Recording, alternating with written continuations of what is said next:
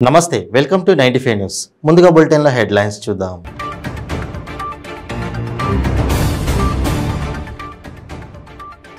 ప్రధానమంత్రి నరేంద్ర మోదీకి ఐటీ మంత్రి కేటీఆర్ సవాల్ తెలంగాణలో అభివృద్ధి సాధించిన రాష్ట్రాన్ని చూపించాలని డిమాండ్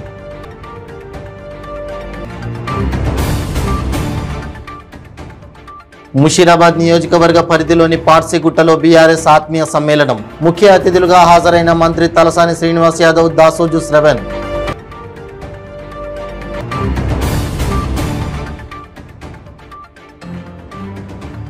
నేడు బీజేపీ సీనియర్ నేత ఆలే నరేంద్ర వర్ధంతి నరేంద్ర చిత్రపటానికి నివాళులు అర్పించిన బీజేపీ చీఫ్ బండి సంజయ్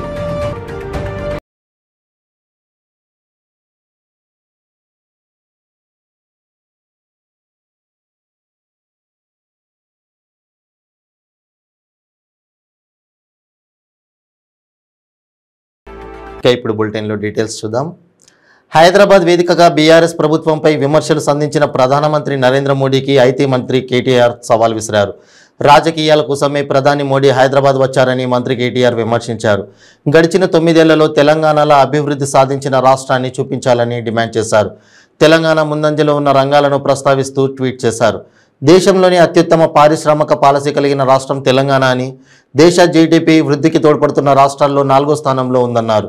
ఇంత అభివృద్ధిలో ఉన్న రాష్ట్రం గురించి ప్రధాని ఒక్క మాట కూడా మెచ్చుకోలేదని విమర్శించారు. చిల్లర రాజకీయాల కోసం రాష్ట్ర అభివృద్ధిని అంగీకరించడానికి నిరాకరించారని దుయ్యబట్టారు. నరేంద్ర మోడీ గారు గత 9 ఏళ్లలో తెలంగాణ కంటే మెరుగైన పనితీరు కనబడిచిన రాష్ట్రం పేరు చెప్పమని నేను మిమ్మల్ని సవాలు చేస్తున్నాను అని కేటీఆర్ ట్వీట్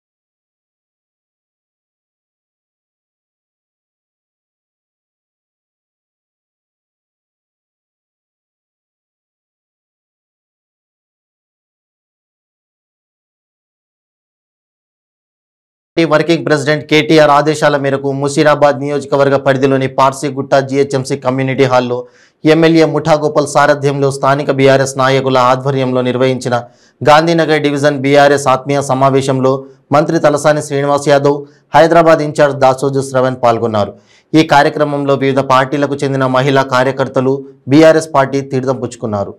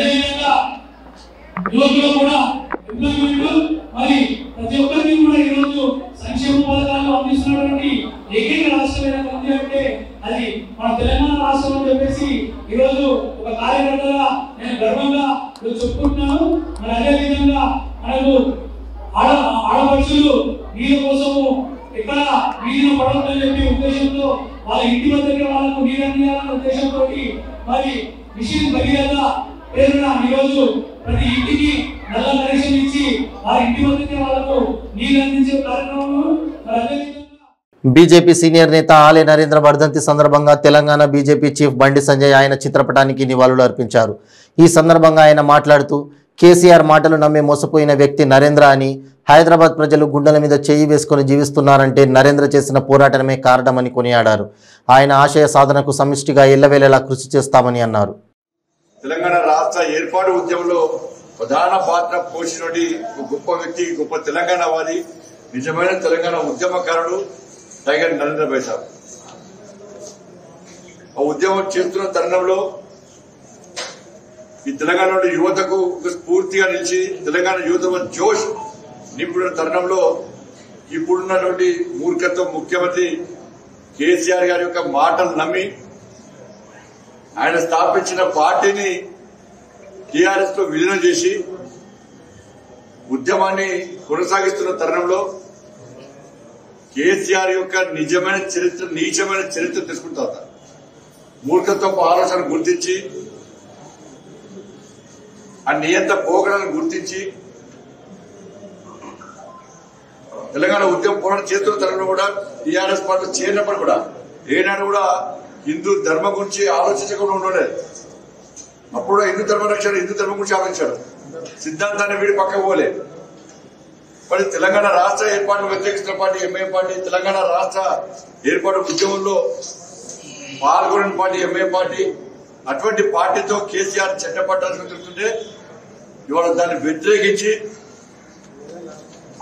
ఇలా బయటకు వచ్చి తిరిగి ఉద్యమాన్ని కొనసాగినటువంటి గొప్ప వ్యక్తి నరేంద్ర భాయ్ సాబ్. అటువంటి ఒక మహానుభావుడు తప్పకుండా భారతీయ జనతా పార్టీ కార్యకర్తలకు నేడు హిందూ ధర్మ రక్షణ కోసం పరితపిస్తూ ధర్మ రక్షణ కోసం కష్టపడి పనిచేస్తున్నటువంటి అనేక మంది యువతకు నరేంద్ర భాయ్ సాబ్ స్ఫూర్తి. ఒకవైపు గోల్కొండ శివం బద్దం బాలరెడ్డి గారు, మరోవైపు టైగర్ నరేంద్ర గారు, వీళ్ళిద్దరు కూడా ఈరోజు భాగ్యనగర్లో ప్రతి యువకుడు కూడా హిందూ ధర్మం గురించి ఆలోచన ప్రతి ఒక్క వ్యక్తి కూడా వీళ్ళిద్దరే మాకు స్ఫూర్తి. వీళ్ళిద్దరు చేసే పోరాటం మామూలు పోరాటం కాదు. ఒక యుద్ధం చేశారు. ఇక్కడ భాగ్యనగర్ లో హిందువులు క్షేమంగా ఉంటారంటే, ప్రశాంతంగా ఉంటారంటే ఈ కోణ లౌకికవాదులని, మత ఛాందస్వాదులు అన్ని మూసుకొని కూర్చున్నారంటే ఈ ఇద్దరు గొప్ప వ్యక్తుల యొక్క కృషి ఫలితం అని చెప్పి ప్రతి ఒక్కరు కూడా భావిస్తున్నారు. కాబట్టి టైగర్ నరేంద్ర భాయ్ సాబ్ యొక్క వర్ధంతి సందర్భంగా వారిని స్మరించుకుంటూ తప్పకుండా ఏ లక్ష్యం కోసం, ఈ ఆశయం కోసం వారు త్యాగం చేశారు, కష్టపడి పనిచేశారు. దాన్ని వారి కుటుంబంతో పాటు ఇలా ఆలయ భాస్కర్ గారు, వారి కుటుంబ సభ్యుడు, వారి కుమారుడు, వారి కుటుంబం అంతా కూడా ఇప్పుడు కూడా ఇదే ధర్మ రక్షణ కోసం, ఇదే పార్టీ నమ్మిన సిద్ధాంతం కోసం పనిచేస్తూ పార్టీని విస్తరించడానికి కష్టపడి పనిచేస్తున్నారు. కాబట్టి భారతీయ జనతా పార్టీ కార్యకర్తలు అందరం కూడా మనం స్ఫూర్తి చేసుకుని తప్పకుండా ముందుకు పోతామని చెప్పి ఈ సందర్భంగా తెలియజేస్తున్నాం. అదేవిధంగా రామ్జీ గోండు జాతి యొక్క ఆది దేవుడు, ఆదివాసుల యొక్క ఆరాధ్య దైవం. ఇలా గోండు జాతికి స్వాతంత్ర్యం కల్పించాలి. ఆ రోజు నిజాం కాలంలో ఏ విధంగా అరాచకాలు చేస్తున్నారో, ఏ విధంగా దోపిడీ చేస్తున్నారో, ఏ విధంగా ఇబ్బంది పెట్టే ప్రయత్నం చేస్తున్న సందర్భంలో సొంత సైన్యాన్ని ఏర్పాటు చేసుకుని నిజాం పాలనకు వ్యతిరేకంగా, ఈ అరాచకాలకు వ్యతిరేకంగా యుద్ధం చేసిన గొప్ప వ్యక్తి. యాదాద్రిలో తాజాగా డ్రోన్ కలకలం రేగింది. యాదాద్రి ఆలయంపై డ్రోన్ ప్రయోగించిన ఇద్దరు యువకులను స్థానిక పోలీసులు అదుపులోకి తీసుకున్నారు. వారి నుంచి డ్రోన్ను స్వాధీనం చేసుకున్నారు. యువకులిద్దరూ హైదరాబాద్కు చెందిన వారిగా గుర్తించారు. ఈ ఘటనపై దర్యాప్తు ప్రారంభించిన పోలీసులు యువకులు డ్రోన్ ఎందుకు ప్రయోగించారో తేల్చేందుకు ప్రయత్నిస్తున్నారు. ఇక డ్రోన్ వినియోగానికి సంబంధించి కేంద్రం సవివరమైన నిబంధనలను రూపొందించింది. యూజర్లు తమ పేరు, డ్రోన్ వివరాలను డిజిటల్ స్కైమ్ ప్లాట్ఫామ్లో నమోదు చేసుకోవాల్సి ఉంటుంది. ఈ క్రమంలో వాటికి ప్రత్యేక యుఏఎన్ సంఖ్య, యుఏఓపి లైసెన్సు కేటాయిస్తారు.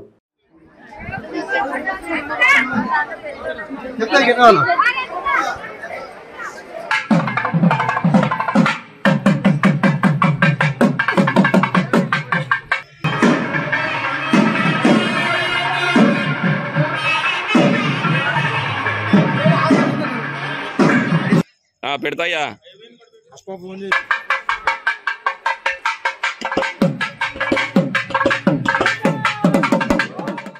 ఇప్పుడు ఒక షార్ట్ బ్రేక్. కెంపు రూబీ, ముత్యం పేర్, పగడం కోరల్, పచ్చ యమరాల్, కనకపుష్య రాగం ఎల్లో సఫైర్, వజ్రం డైమండ్, నీలం బ్లూ సఫైర్, గోమేధికం హెసోనైట్, వైఢూర్యం క్యాట్సై. రత్నాల్లో మహత్యం ఏమిటి? రత్నం పెడితే తలరాత మారుద్దా? రత్నం మారితే రంగు పడుద్దా? రత్నం మహత్యం త్వరలో మీ 95 న్యూస్ ఛానల్లో. మీ జాతకం బాగాలేదని ఇబ్బంది పడుతున్నారా? మీరు అనుకున్న పనులు జరగడం లేదా? నిత్యం సమస్యలతో సతమతమవుతున్నారా? మరి ఇంకెందుకు ఆలస్యం? మీకు జాతక రత్నాలపై నమ్మకం ఉంటే మీ జాతకం ప్రకారం జ్యోతిష్యుడు చెప్పిన సర్టిఫైడ్ నవరత్నాల కోసం వెంటనే సంప్రదించండి. సంప్రదించవలసిన address SK jewellers, Ramnagar, Hyderabad. Number 9640261234. మీ పెళ్లి రోజు, పుట్టినరోజులు, మరే ఇతర శుభ కార్యక్రమాలకైనా మీ బంధువులకు, శ్రేయోభిలాషులకు శుభాకాంక్షలు చెప్పాలనుకుంటున్నారా? మీ ఇంట్లో జరిగే శుభకార్యాలను టీవీలో చూడాలనుకుంటున్నారా? అయితే ఆలస్యం ఎందుకు? 95 న్యూస్ అందిస్తుంది మీకు ఆ అద్భుతమైన అవకాశం. ఆలస్యం ఎందుకు? స్క్రీన్ పై కనిపించే ఈ నంబర్కు వెంటనే డయల్ చేయండి. మీరు చెప్పే శుభాకాంక్షలు ప్రత్యక్ష ప్రసారంలో చూడండి. మీరు డయల్ చేయవలసిన number 9912696750. Welcome back to 95 news. Bhadradri Kothagudem జిల్లా బూర్గంపాడు మండలం సారపాక ఆచార్య పాఠశాల నందు summer special dance institute campus కార్యాలయాన్ని పలువురు ప్రముఖులు విచ్చేసి ప్రారంభోత్సవం చేశారు. ఈ సందర్భంగా డ్యాన్స్ స్కూల్ అధినేత పవన్, వారి మిత్రబృందం అతిథులకు ఘనంగా స్వాగతం పలికారు. ఈ సందర్భంగా పవన్ డ్యాన్స్ అకాడమీ ఇన్స్టిట్యూట్ సభ్యుల అతిథుల సమక్షంలో డ్యాన్స్ చేసి ఆకర్షించారు. ఈ సందర్భంగా అతిథులు పవన్ను ఘనంగా సన్మానం చేశారు. ఈ సమ్మర్ సమయంలో ప్రత్యేకంగా డ్యాన్స్ ఇన్స్టిట్యూట్ ఏర్పాటు చేయడం అభినందనీయమని జెడ్పీటీసీ కామ్రేడ్ శ్రీలత చెప్పారు. ఈ డ్యాన్స్ ఇన్స్టిట్యూట్ వల్ల పిల్లలు ఎండాకాలం తమ టాలెంట్ నిరూపించుకునే అవకాశం ఉంటుందని, డ్యాన్స్ వల్ల ఆరోగ్యానికి చక్కని ఎక్సర్సైజ్ లాగా ఉపయోగపడుతుందని తెలిపారు. తమ వంతు సహకారాన్ని అందజేస్తామని పవన్కు పేర్కొన్నారు.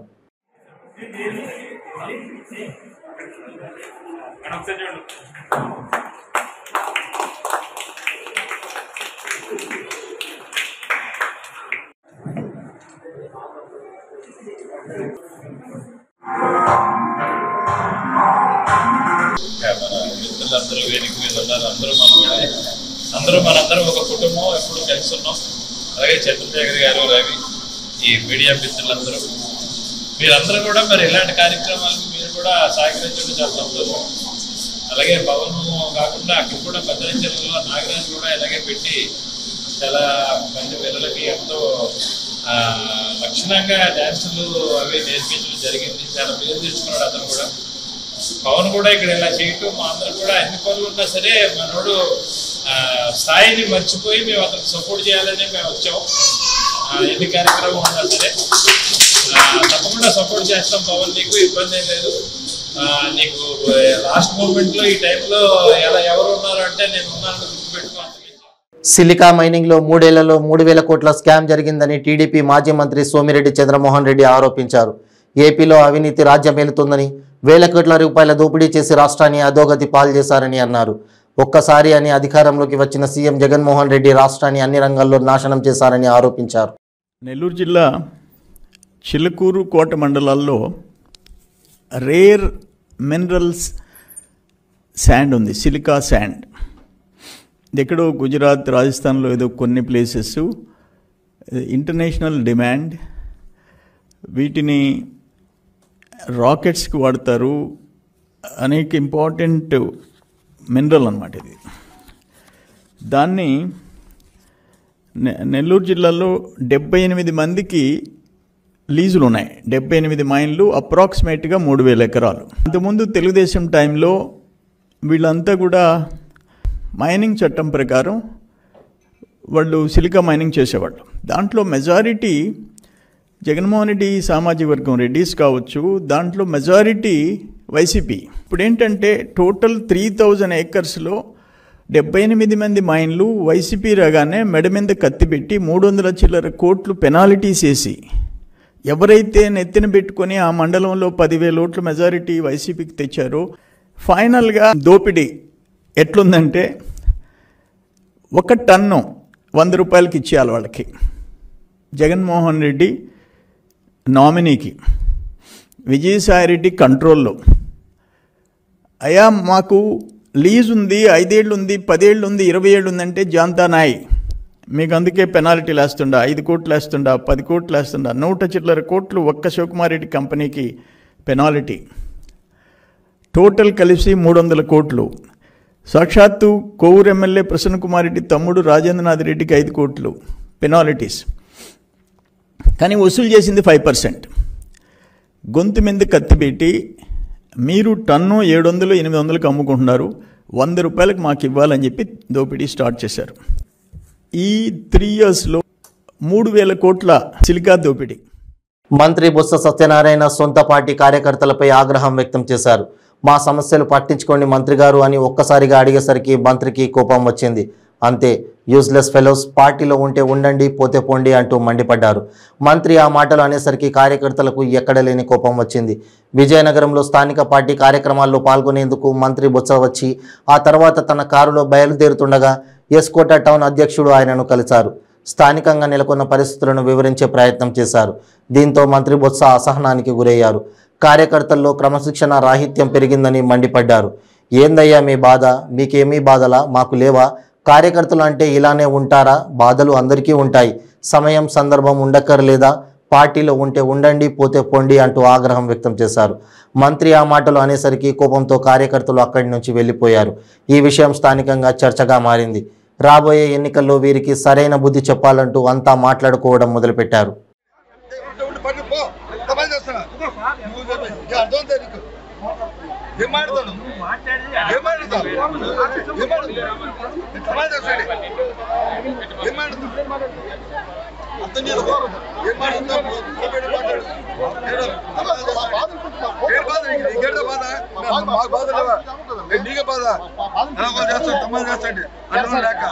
నువ్వు గుర్తు చేస్తున్నా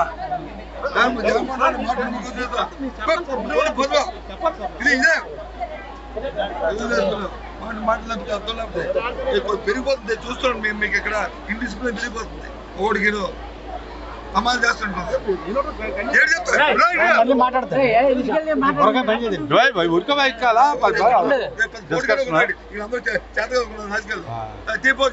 కెమెరాలు పట్టు పో, అమలు చేస్తున్నా. అర్థం నీకు ఏం మాట్లాడతాను, ఏం మాట్లాడతాను, ఏం మాట్లాడతాను, అర్థం చేసుకో, ఏం మాట్లాడతాను,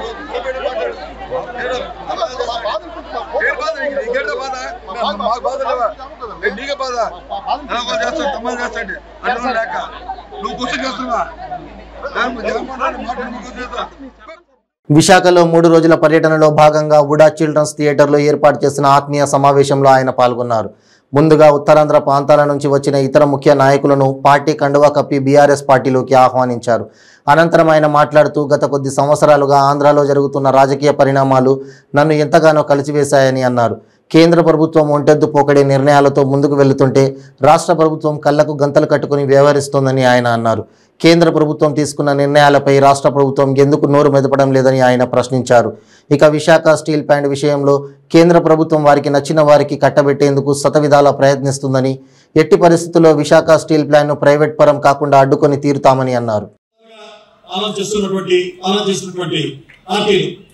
తెలుగుదేశం పార్టీ కానివ్వండి, ప్రజెంట్ వైఎస్ఆర్ కాంగ్రెస్ పార్టీ కానివ్వండి, మన హామీని సాధించుకోవడంలో పూర్తిగా వైఫల్యం చెందారు. దానికి కారణం ఒకటే, చిత్తశుద్ధి లేనటువంటి రాజకీయ పార్టీలు, చిత్తశుద్ధి లేనటువంటి నాయకులు మన రాష్ట్రాన్ని పాలిస్తున్నారు. కేంద్రంలో భారతీయ జనతా పార్టీ ఒక నీతృత్వ ధోరణులతో అది పాలన చేస్తూ ఉంది. ఢిల్లీ బాద్షా గారికి మన వాళ్ళంతా ముంగే సన్నాహాలు చేసుకుంటూ ఆంధ్రప్రదేశ్ ఇంట్రెస్ట్ని తాకట్టు పెడుతున్నారు. ముఖ్యంగా మమ్మల్ని కదిలించి వేసిన అంశం ఏదైనా ఉందంటే అది విశాఖపట్నం స్టీల్ ప్లాంట్. విశాఖపట్నంలో స్టీల్ ప్లాంట్ రావడానికి ఎన్ని సంవత్సరాలు మన వాళ్ళు పోరాటం చేశారో చాలా మంది మీకు తెలియదు అనుకుంటాను.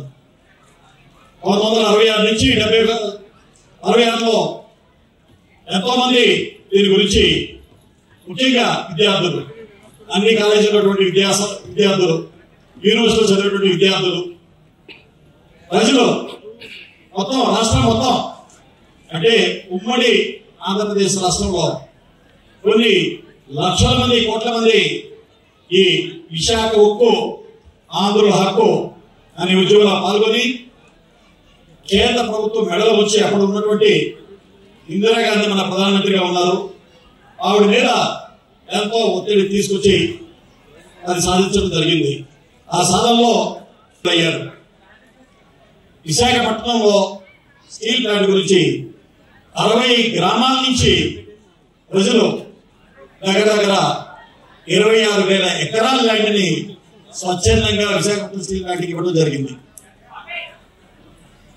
అంత త్యాగాలు చేసి ఇచ్చినటువంటి సాధించినటువంటి స్టీల్ ప్లాంట్ ఈ రోజు డిస్ఇన్వెస్ట్మెంట్ పేరుతో, ప్రైవేటీకరణ పేరుతో దాన్ని కార్పొరేట్ శక్తులకి ఇచ్చేయడం జరుగుతుంది. దీన్ని ఎవరన్నా అడ్డుకుంటారని ఎదురు చూస్తున్నాము. నేను కూడా ఈ రాష్ట్రానికి ఒక వ్యక్తిగా ఇక్కడ విశాఖపట్నంలో చదువుకున్నటువంటి ఒక విద్యార్థిగా ఇక్కడ చదువుకున్నాను. ఇక్కడ ఐఏఎస్కి నేను ఇక్కడి నుంచి సెలెక్ట్ అయ్యాను. ముఖ్యమైనటువంటి వైజాగ్ సమిట్ ఆ టైంలో చూసాము ఈ ఉద్యమం ఎలా జరిగిందో. బులెటిన్ ముగించే ముందు హెడ్లైన్స్ మరోసారి.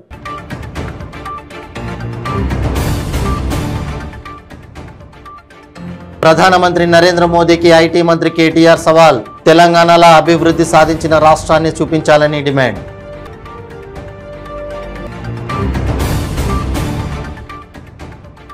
ముషీరాబాద్ నియోజకవర్గ పరిధిలోని పార్సిగుట్టలో బీఆర్ఎస్ ఆత్మీయ సమ్మేళనం. ముఖ్య అతిథులుగా హాజరైన మంత్రి తలసాని శ్రీనివాస్ యాదవ్, దాసోజు శ్రవణ్.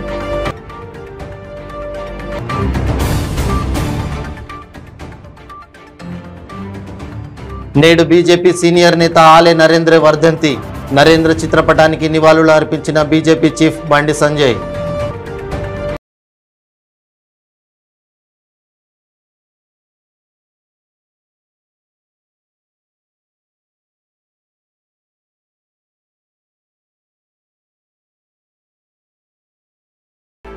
ఇవి బులెటిన్ అప్డేట్స్. మరిన్ని అప్డేట్స్ కోసం చూస్తూనే ఉండండి నైట్ 5 న్యూస్. ప్రతి క్షణం ప్రజాక్షేమం కోసం. నమస్తే.